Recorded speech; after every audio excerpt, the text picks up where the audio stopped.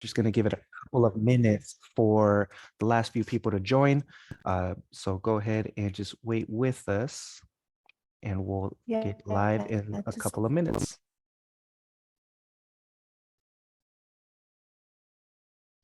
give me 2 minutes.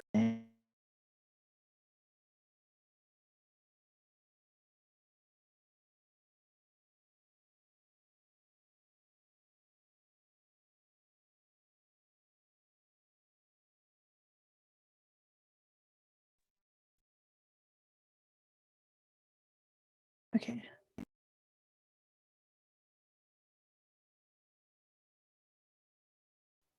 All right, everybody, let's get started. I think everybody that was trying to join already came in. My name again is Raul, the realtor, and I am here with Claudia Lomeli. I think she accidentally hopped off, but she's going to hop back in. Her computer was giving her a little bit of trouble, but we are your host for tonight's workshop.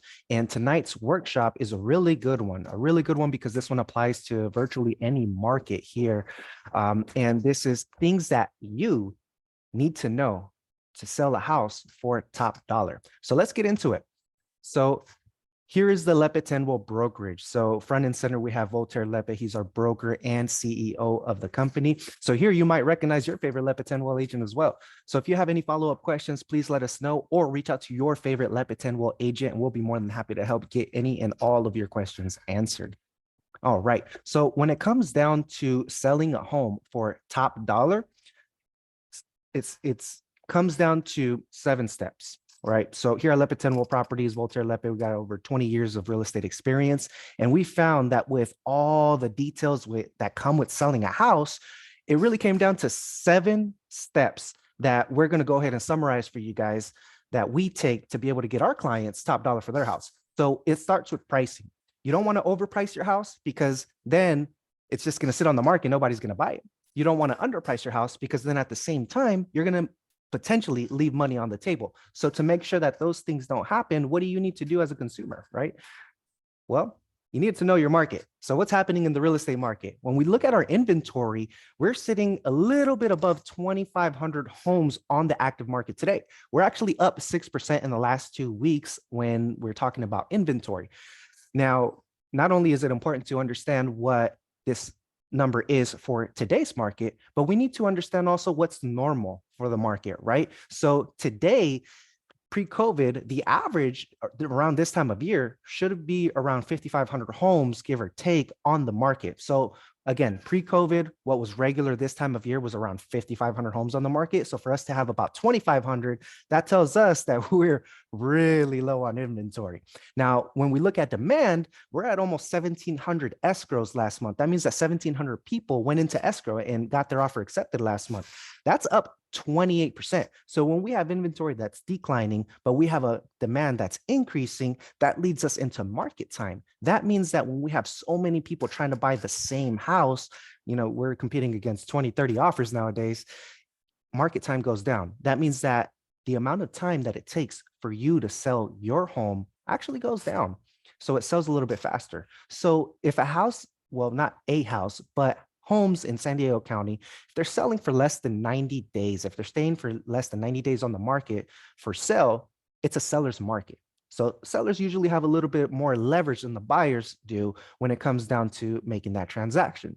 Now, when a house is selling sooner than 60 days on the market, it's a hot seller's market, right? So today, market time, it's taking about 45 days for a home to sell from the moment that that for sale sign goes up. So we're definitely in a hot seller's market right now. Sellers definitely have the upper hand when it comes down to making the deal happen. So it's also important to understand what may potentially happen to our market, right? Now, inventory, we just saw how it's kind of dictating, the demand, right? We have a lot of demand because there's not enough houses to go around. So we're asking ourselves, where are we going to get these houses, right? Because we do need a lot more houses to meet this demand. Now, when we look at foreclosures and short sales, that was a lot. That's where I want to say at least 50% of the inventory when the last market crash was 08, 9, 10, at least 50% of the inventory were people in a foreclosure short sale situation. So if that was such a big impact on our inventory back then, We look at that today, and we're looking at 23 people total or families in San Diego County that are in distress. They can't make their payment, and unfortunately, the bank has begun the foreclosure process on them. So even worst case scenario, say, God forbid, these 23 families do lose their home to the bank, those 23 homes, when they hit the market, they're not really going to make a big impact into our inventory when we're only talking about 23 homes. And when we're also talking about new builds leading up to the crash, 2005, 2006, new developers were building about 16,000 homes on average on an annual basis. And now, 2019, 2020, we've seen about 6,600 new build homes on an annual basis, right? So we were overbuilding back then, we're underbuilding today, and that's kind of what's impacting our inventory today.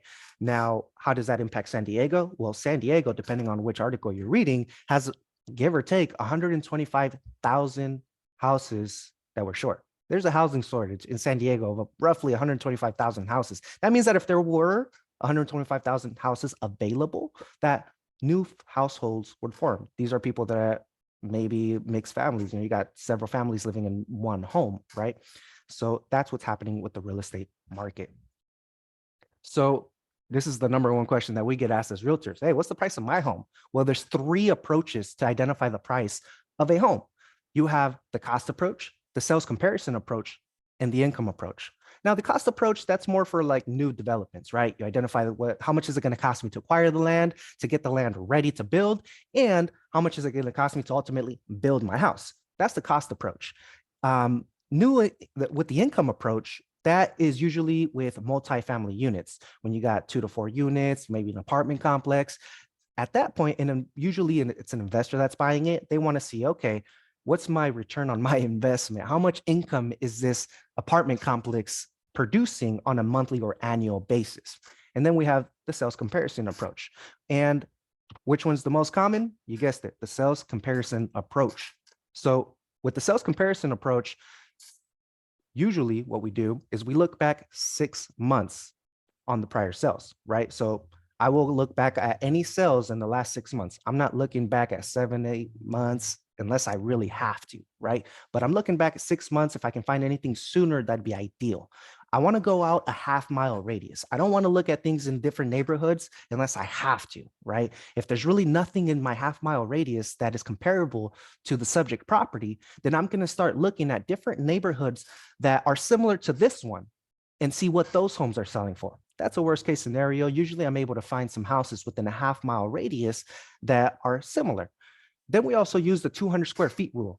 This is if you have a 1,000 square foot house, I want to look at houses that are as big as 1,200 square feet. And I want to look at houses that are small as 800 square feet, give or take 200 square feet, because let's face it, not every home out there is a cookie cutter home from a new developer, right?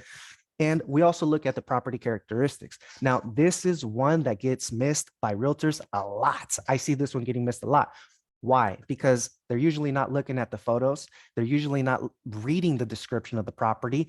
And that's really where you're going to get the meat on the bones in terms of how does this property compare to my property? Do we have the same style of kitchen? Do we have the same style of floor plan?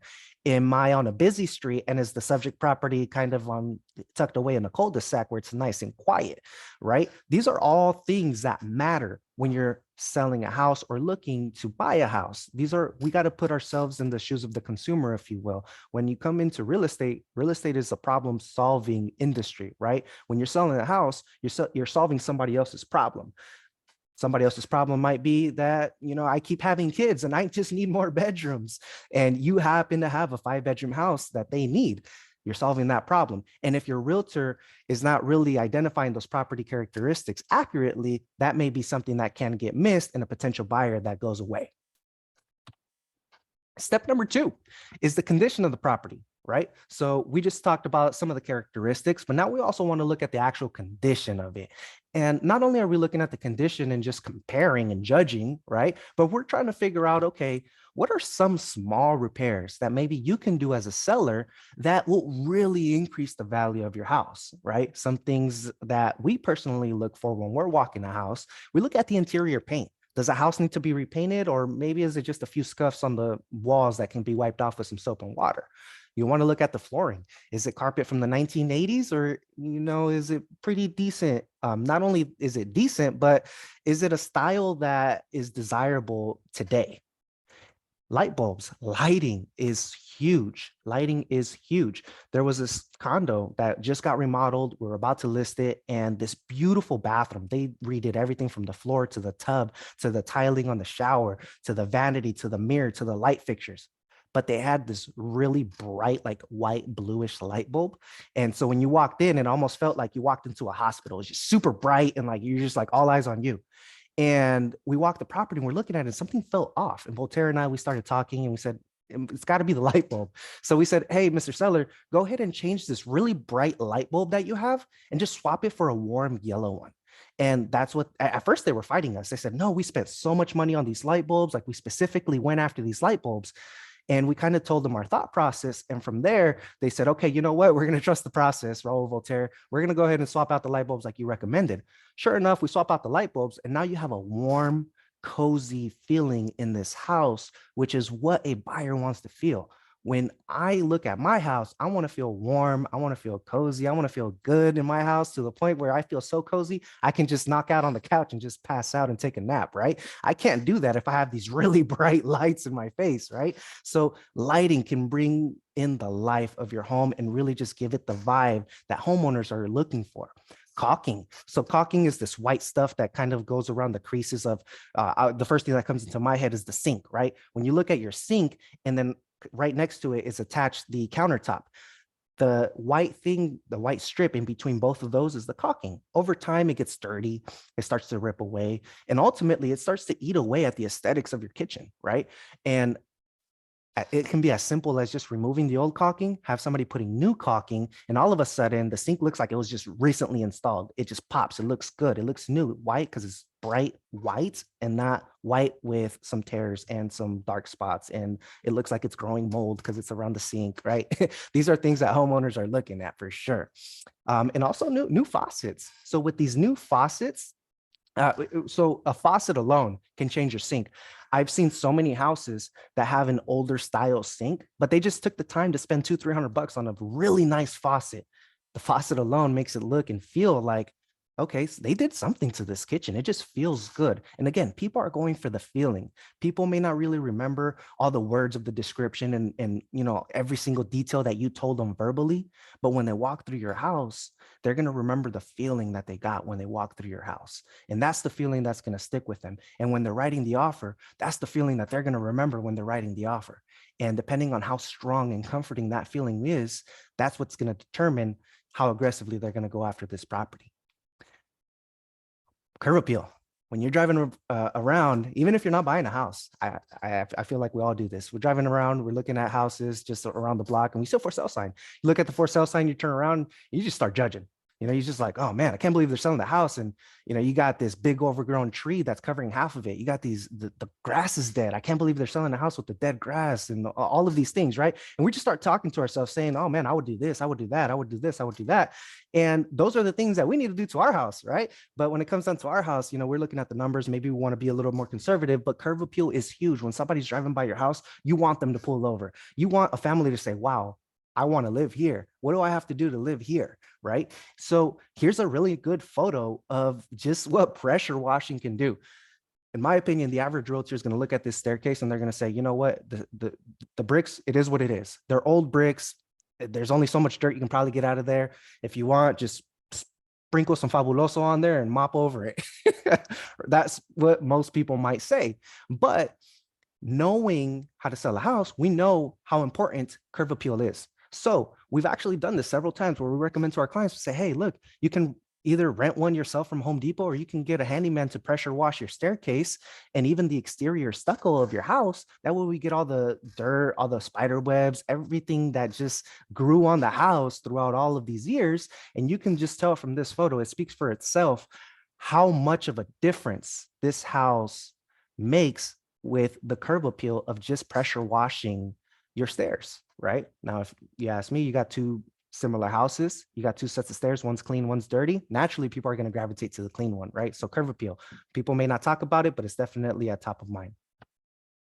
So there's actually a really cool success story that my host Claudia here was a part of. So we were tasked with selling the house, and we put these 7 steps into play. More specifically, this condition one, right, which is step number 2, and this is how we got this client a ton more money than what they were expecting. Yeah. Do you want me to go into detail? You hear me? Yeah, please tell us how you did an amazing job on getting these people a house listed at 650, but you got them 811,000. How does that happen? I know they submitted their highest as a random number, but the story behind it was we walked the property, and I emailed myself the pictures, but they're not on my email yet. But so we walked the property, and we recommended for all the junk removal to be, since it was a probate sale, a trust sale, the owner had left it to his grandson had sale. So these were the 4 major things that we recommended for the seller to take care of, and we were able to give him vendors that allowed him to pay at close of escrow. So even though it added up to $21,950, he was able to make that and more. So the items were junk removal, because there was a lot of items there to be removed, and it really needed a new roof. Polished floors, they were really nice craftsman home that the floors were polished and made it look nice and clean. And then landscaping, a lot of the bushes, dead leaves everywhere. That also came into play, which was it really changed. I don't know if you can click on the link, Rose, since you have and just kind of will show them what kind of the final. Yeah, so here you can see how the floors look nicely polished, and we took out the rugs from the room. And by taking care of the roof, that opened up the pool of buyers. So as a seller, having a buyer that can come in with a first-time home buying loan and a VA loan opens the pools for so many more other buyers. So that was where these recommendations came from, and that was a major win for our client. Awesome. Yeah, no, thank you for sharing that, Claudia, because this is a true success story. I mean, this is 160K above asking. We got this seller 125% of their asking price. I mean, that's crazy. And we didn't do anything special. We just went in and just executed the same 7 steps that we're going over with you now, and when you look at it, I'll spend $21,000 to make 160 all day, every day. I don't know about you guys. So I think one of the biggest thing that Claudia mentioned is the strategy that she used. This client didn't put $21,950 out of their pocket to pay for all of this. They found vendors that said, you know what? Yeah, you can pay me when your house sells. When your house sells, just cut me a check with the proceeds of the house. So this client didn't come out of pocket $21,950. They leveraged the equity in their house, the proceeds of the sale, to be able to pay for all of this. But this work got done already before the process ended, right? So again, just another amazing success story. Thank you for going over that, Claudia. So step number 3 is a really crucial step. And this one is staging. Claudia, you got a nice eye. Talk to us about staging. Yes, in which I should give credit. We have an amazing stager that we work with. Her name is Liz from Prime to Sell Home Staging, and she sent over a nice tips for everyone. So we'll start with number 1, decluttering. You want to declutter. That would be your first job. You should.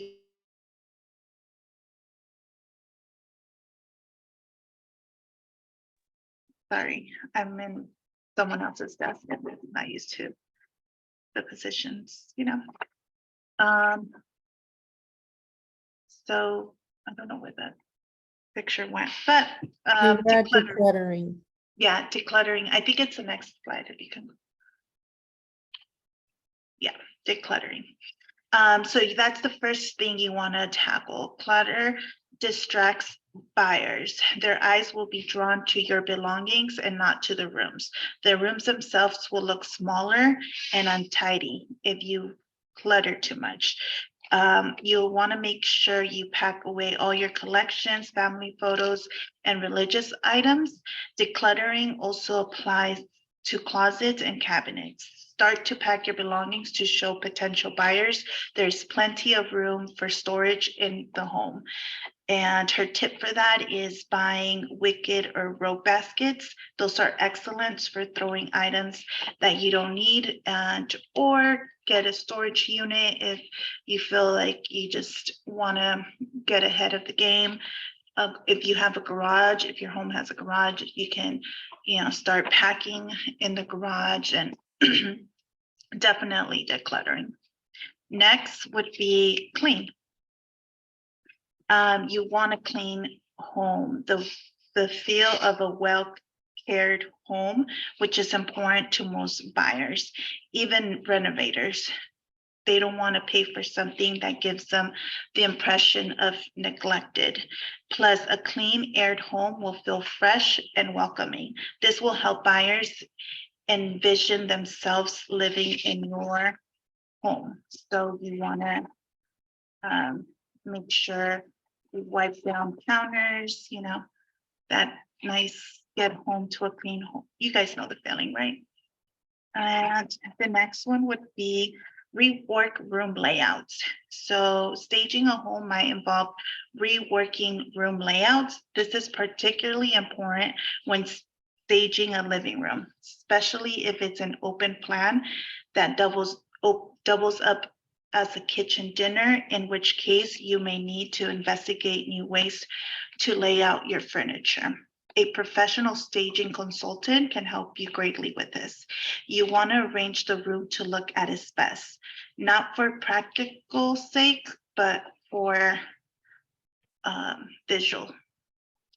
So I like this picture, how open, where, the living room ends, the kitchen starts. Yeah, this reminds me of the time that we were selling a house, and they had the living room and the dining room, and they had the dining room table in the living room. And we tried to tell them, and it wasn't until we brought the stager that they were like, hey, like, it might make sense to just throw the couch in the living room. Yeah. And again, these are tips for when you're going to sell. Obviously, we can live however we want. You can, have, whatever is practical for the day-to-day use. But when you're going to sell and you're going to have buyers walk your property, you want to have them envision themselves in your home. Next, decor and assets. Decor really helps pull together a home together to make it comfortable and stylish. Make sure you use the best matching towel sets in the bathroom.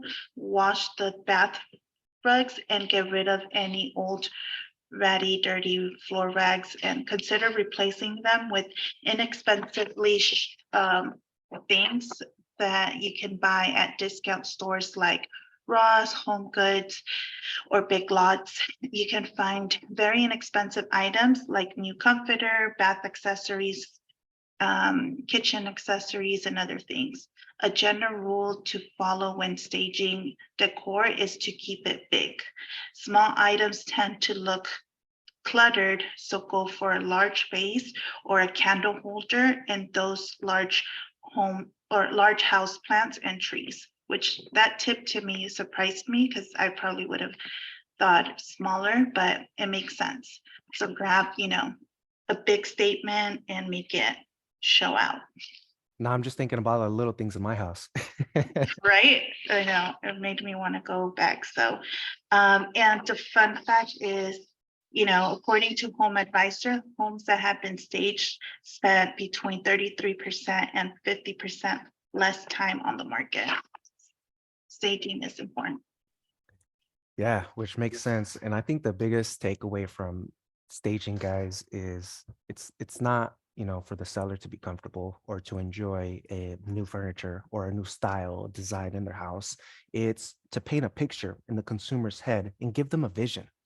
We want them to visualize themselves living in the house with that same furniture. And a lot of the questions, or actually what a really good question that I get, common question I should say, from buyers is, hey, can I buy the house with the staging furniture? Because it just looks that good.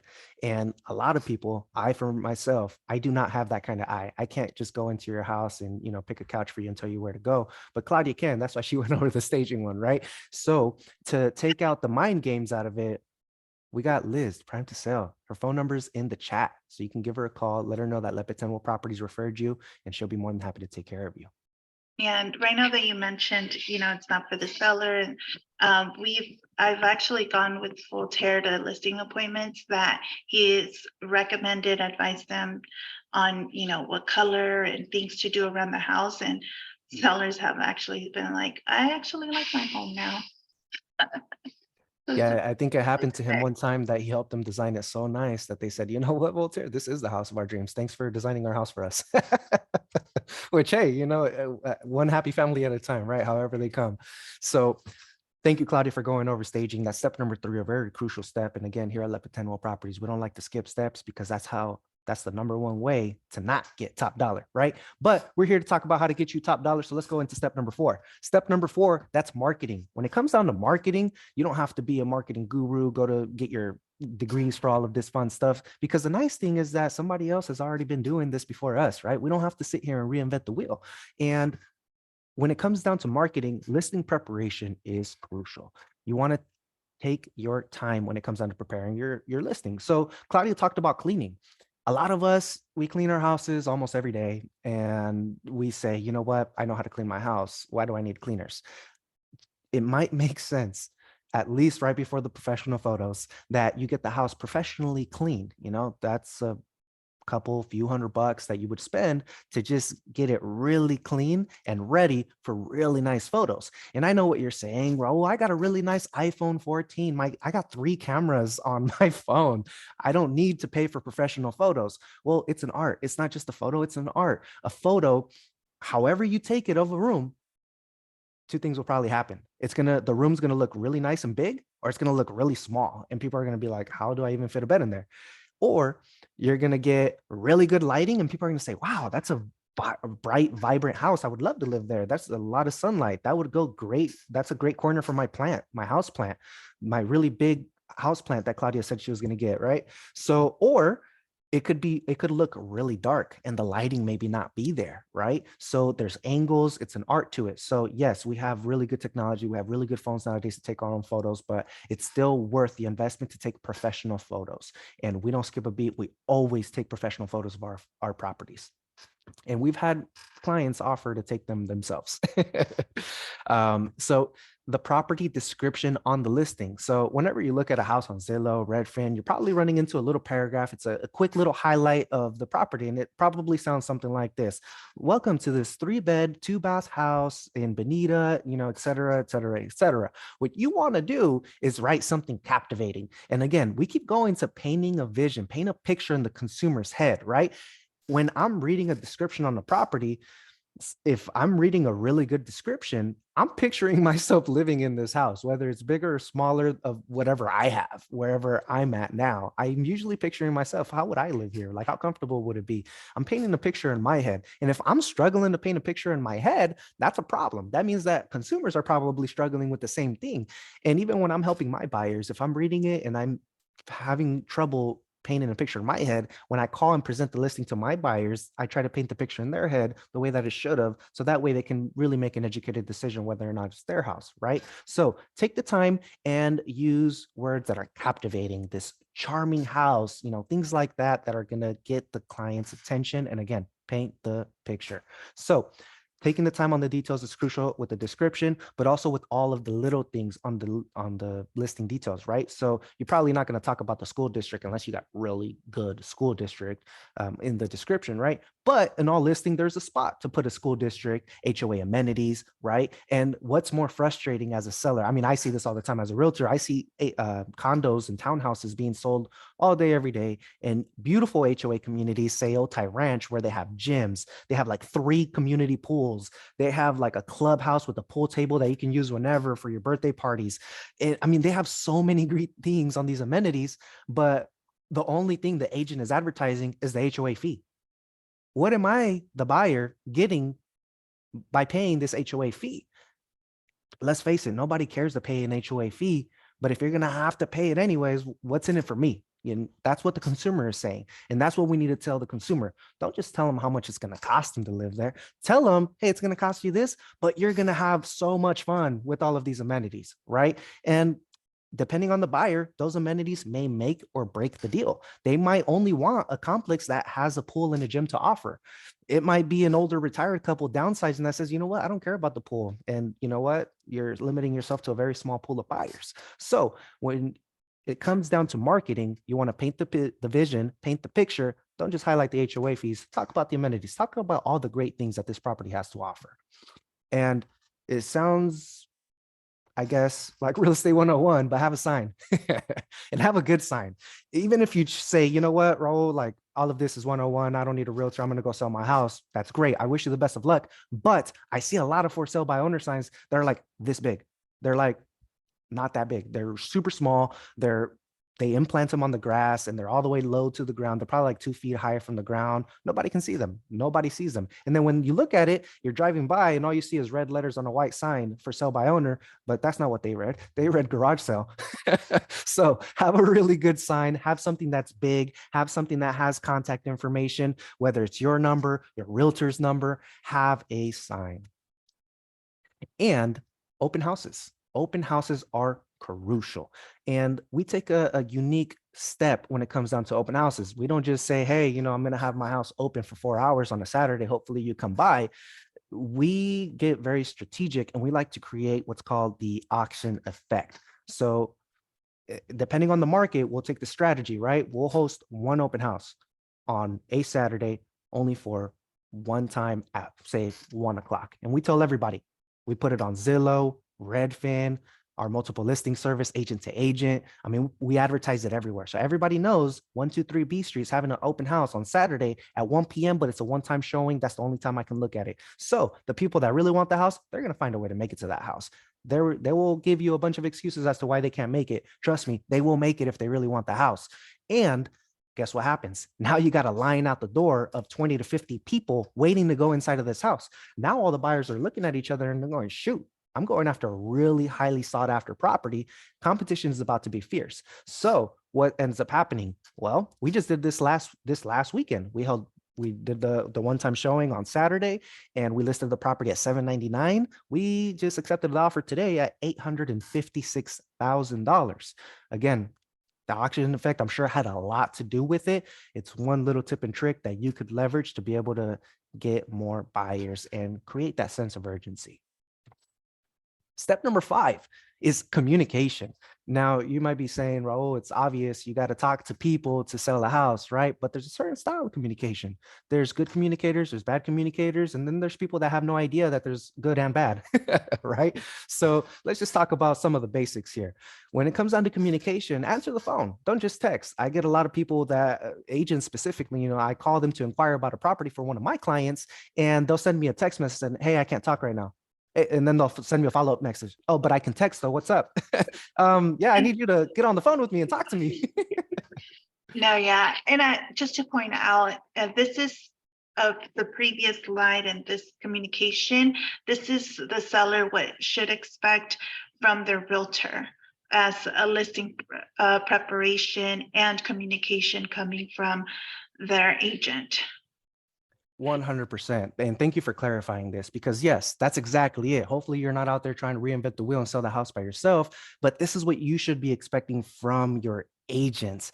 And yes, it is the realtor's job. So this is what you should be expecting from your realtor. So your realtor should be answering the phone. They shouldn't be texting everybody trying to take inquiries that way, because guess what? It's slow. You can misunderstand the context behind the text. It just doesn't make for good business. Also, you want to return phone calls. Your agent should be returning phone calls. And if they're not doing it right then and there, because let's face it, sometimes we can't answer the phone, but they should at least be returning the phone call. If your agent is taking longer than, I guess, the same business day or even 24 hours to get back to people, that means that people aren't having the opportunity to look at your home, to tour your home, to ask questions about your home, to see if it's the right home for them, right? So your realtor should be returning every single phone call. Your realtor should also have a voicemail. The realtor's voicemail should state who they are, what they do. They should also make sure that their voicemail isn't full. They should also make sure to let people know if they're going to be busy for a long period of time, maybe stepping out of the office for several days out of the week, going on a vacation, whatever it may be.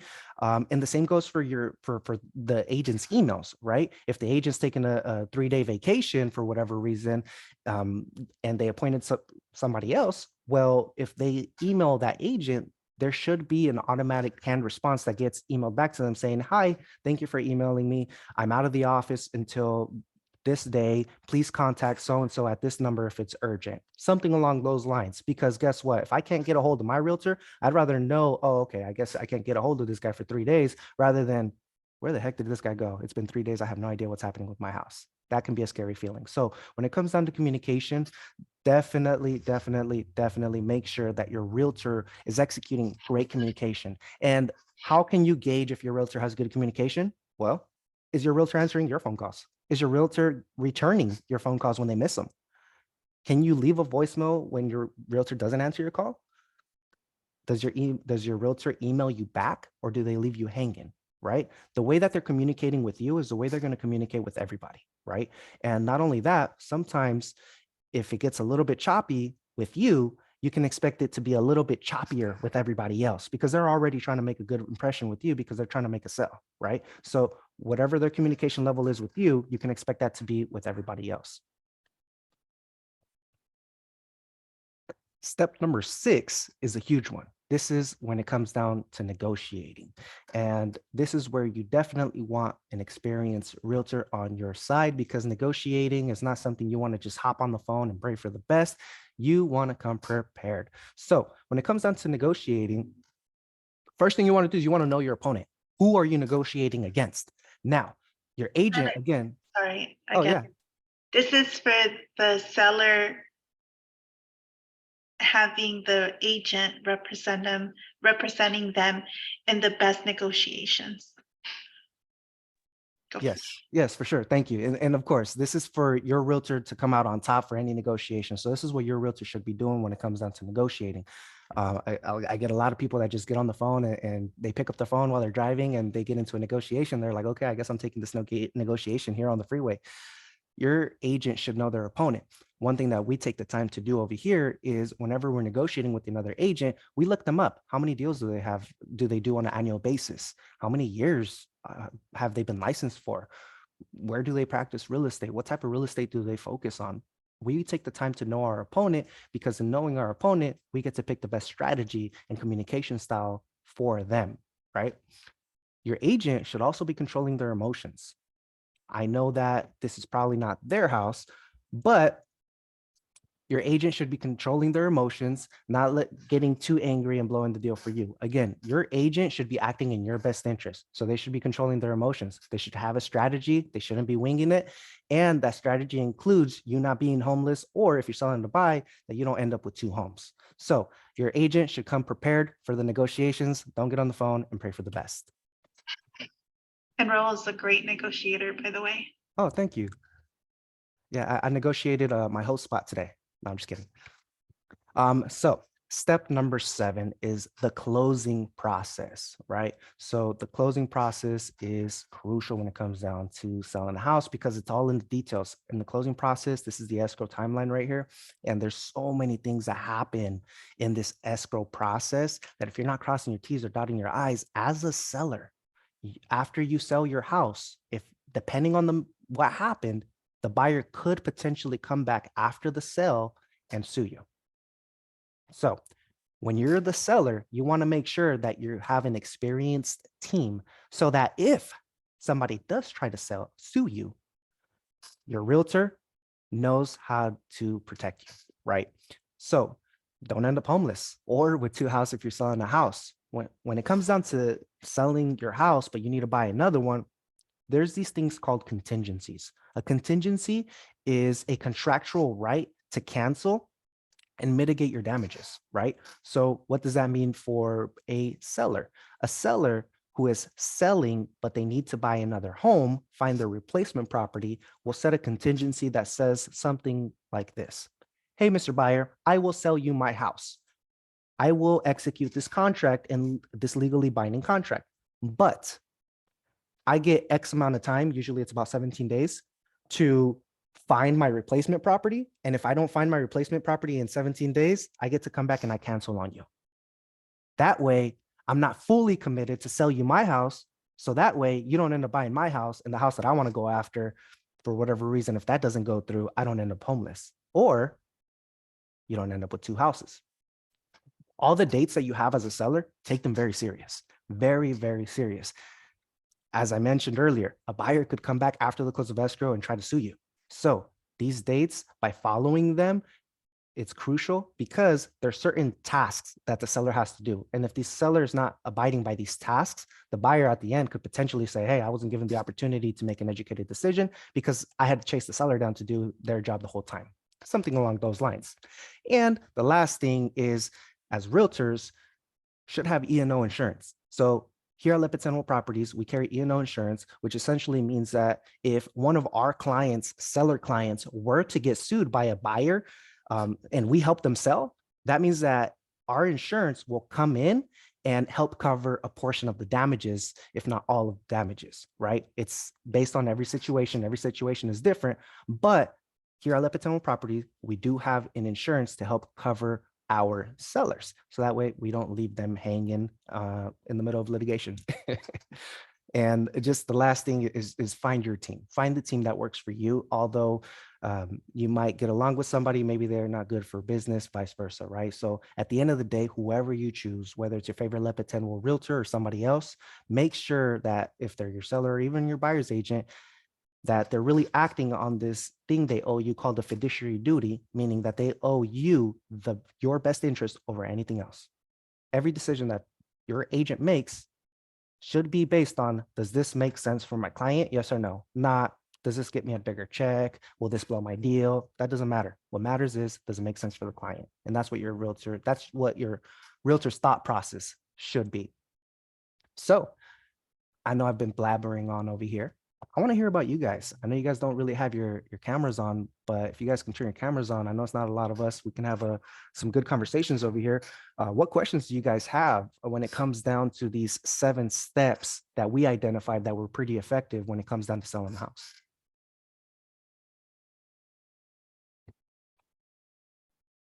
Everyone being shy tonight. Everyone's really shy, or we did a really good job explaining. Yeah. Well, meanwhile, you guys think of your questions or any feedback. We do have these workshops every month. We have 2 different ones. So if you would like to join our newsletter,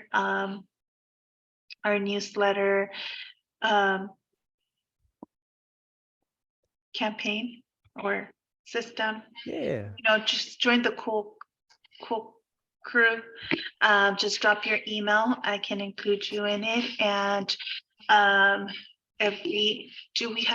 sorry, I'm not on my desk, so I couldn't find the list of the coming ones and how Vanessa had us prepared. So yeah, so if you guys would like to receive newsletters from us, you can type in your email address in the chat box and we can add you to our list to receive newsletters. And then I'm gonna throw in the link in the chat box too, where you guys can look at the upcoming workshops. And also where you guys can leave reviews for us. So sorry. Yeah, for sure. No, and I appreciate you guys for bringing that up because yes, this newsletter is awesome. I get a newsletter mailed to my house and I still read it even though I work here. This newsletter has some success stories, an article about what's happening with the real estate market so you can stay in the know, and also a list of our upcoming workshops as well. So again, if you want to keep your education going, keep growing, we're always doing at least 2 workshops a month. And just remember, the day you stop learning is the day that you start dying. So just keep learning with us. And unless anybody has any more questions, I think we've covered the 7 steps. yeah, I think we did good. Perfect. Well, thank you all again for joining us on a late night. I know you probably want to have dinner. Camera's off, probably having dinner. That's probably why it's off. But thank you again for joining us. Hopefully that you guys can shoot over your emails. We hope to see you on the next workshop. Thanks, guys. Okay. Thank you. Thank you so much. Just Our I have pleasure. a, Yeah. just I have a question for you. Can you send us the PowerPoint and the next letter? Just for keeping it more details for your PowerPoint. Yeah. You said Okay.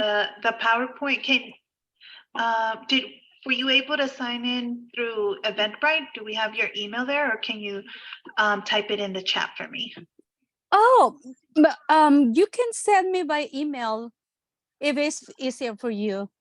Yeah, but did you join our class through Eventbrite? I Yes. just want to make sure we have your information. before Yes. We let you go. Yes. Well, Mhm. just to make sure we have the correct email, I'm gonna send you a direct message right now, and if you wouldn't mind just responding with it, with your email, that way to make sure that again that we have the correct one. Okay. Do you need my email? I think do you have it? My name is Marta Saldana. And I have the email for Tita Saldana at gmail.com. Okay, we have it. Titasaldana Do you at have it? gmail.com. Yes. Yes. Just, Thank you. I mean, when you have a time, this not no rush. Yeah, of course. We'll send that over tonight. How did you like our class tonight? It was really, really nice because I didn't know that we need to have in our minds a little details that maybe for us is not important, but it is. Yeah, there's what is it, like magic to it. Yeah, Yeah. especially for the professional pictures. I no understand what I can see a huge house and it's not too huge. Yeah, definitely. Okay, awesome. Well, thank No. you so much for sharing your thoughts with us. I appreciate that. No, thank you so much. You are awesome and keep doing the best that you can do it and do it. Oh, thank you. Welcome. See you later. See ya. Bye-bye. Bye. All right. Does anybody have any final questions, comments, thoughts, or emails for the newsletter workshop before we wrap this one up? Good stuff. Well, thanks again, everybody, for joining. We'll go ahead and let you enjoy the rest of your email or your evening, and we hope to see you guys on the next one. You guys have a good night. Good Bye-bye. night. Thank you. You're Bye. welcome.